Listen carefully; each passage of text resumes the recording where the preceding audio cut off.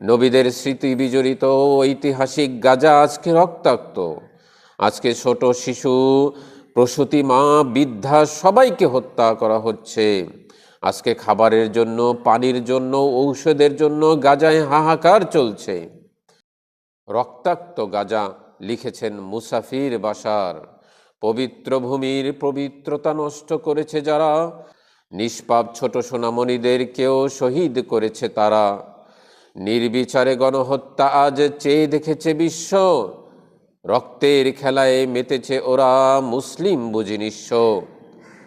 বদর ওহুদের উত্তরসূরিদের আজ অলস হয়েছে দেহ, তাই তো শিয়াল শকুনের দল খুবলে খাচ্ছে দেহ।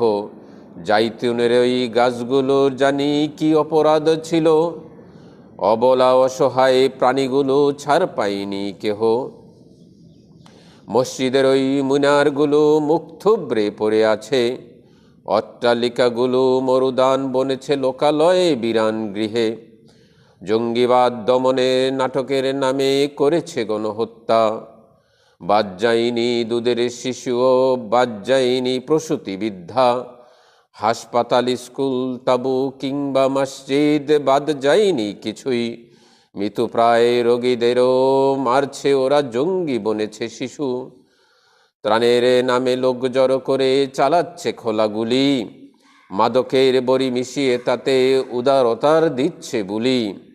অন্য ওষুধের অপেক্ষায় আজ ধুকে ধুকে মরছে দেহ, ছড়িয়ে ছিটিয়ে থাকা লাশের টুকরোগুলো কাফন পায়নি কেহ। শহীদের সংখ্যা লাখের যাত্রায় নিদ্রা কাটেনি কারো, রক্তের ফোয়ারায় ভিজে গেছে আজ পবিত্র এই গৃহ।